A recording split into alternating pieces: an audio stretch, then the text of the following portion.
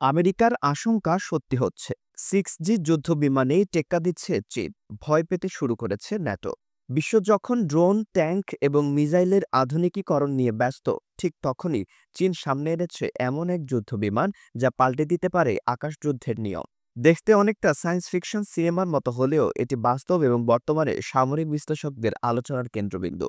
এটি হচ্ছে চীনের প্রস্তাবিত ষষ্ঠ প্রজন্মের যুদ্ধবিমান, যেটি নিয়ে শুরু হয়েছে নানা জল্পনা কল্পনা। চীনের রাষ্ট্রীয় প্রতিরক্ষা সংস্থাগুলোর দাবি অনুযায়ী এই সিক্সথ জেনারেশন ফাইটার জেট হবে সম্পূর্ণ এআই সমর্থিত, অর্থাৎ কৃত্রিম বুদ্ধিমত্তা দ্বারা নিয়ন্ত্রিত। এই যুদ্ধবিমান হাইপারসনিক মিসাইল, লেজার অস্ত্র এবং ড্রোন স্কোয়াড পরিচালনায় সক্ষম হবে। তাছাড়া সাইবার ও ইলেকট্রনিক ওয়ারফেয়ারের জন্য থাকবে অত্যাধুনিক প্রযুক্তি। এই যুদ্ধবিমান এখনও যুদ্ধক্ষেত্রে ব্যবহৃত হয়নি।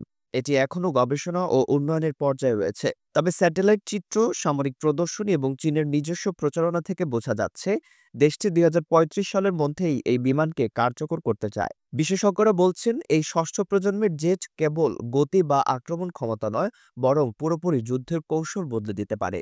এটিকে ম্যানড ও আনম্যানড দুইভাবেই ব্যবহার করা যাবে, অর্থাৎ প্রয়োজনে এটি পাইলট ছাড়ে কৃত্রিম বুদ্ধিমত্তার মাধ্যমে পুরো মিশন সম্পন্ন করতে পারবে। আবার চাইলেই অভিজ্ঞ পাইলটের মাধ্যমে ম্যানুয়াল নিয়ন্ত্রণেও চালানো যাবে।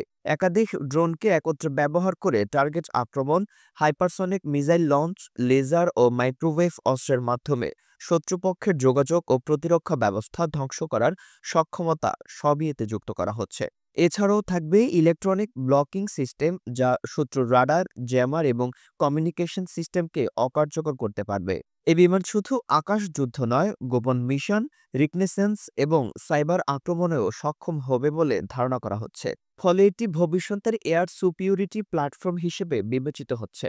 যদিও এখনও এটি সম্পূর্ণ প্রস্তুত নয়, তবে চীনের প্রচারমূলক ভিডিও, অ্যানিমেটেড কনসেপ্ট এবং ডিজাইন পোস্টারগুলোর মাধ্যমে ধারণা করা যাচ্ছে তারা দ্রুতই এটি বাস্তবে রূপ দিতে চাইছে। চীন বলছে এটি তাদের নিজস্ব প্রযুক্তিতে তৈরি করা হবে এবং আমেরিকার ষষ্ঠ প্রজন্মের প্রকল্পের সঙ্গে টেক্কা দিতে সক্ষম হবে। বর্তমানে যুক্তরাষ্ট্রের নেক্সট জেনারেশন ইয়ার ডমিনেন্স এনজিএডি প্রকল্প বা রাশিয়ার উন্নয়নাধীন ষষ্ঠ প্রজন্মের বিমান এখনও চূড়ান্ত পর্যায়ে পৌঁছায়নি।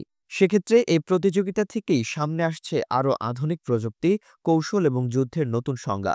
বিশ্লেষকদের মতে এই প্রযুক্তি যুদ্ধক্ষেত্রে ব্যবহার শুরু হলে শুধু শক্তির ভারসাম্যই বদলাবে না, পাল্টে যেতে পারে গোটা বৈশ্বিক সামরিক কৌশলও। তবে প্রশ্ন থেকে যায়, চীন কি সত্যিই নতুন যুগের যুদ্ধের দরজা খুলে ফেলেছে, নাকি এটি এখনও শুধুই কৌশলগত প্রচারণা? সময়ই এর সঠিক উত্তর দেবে।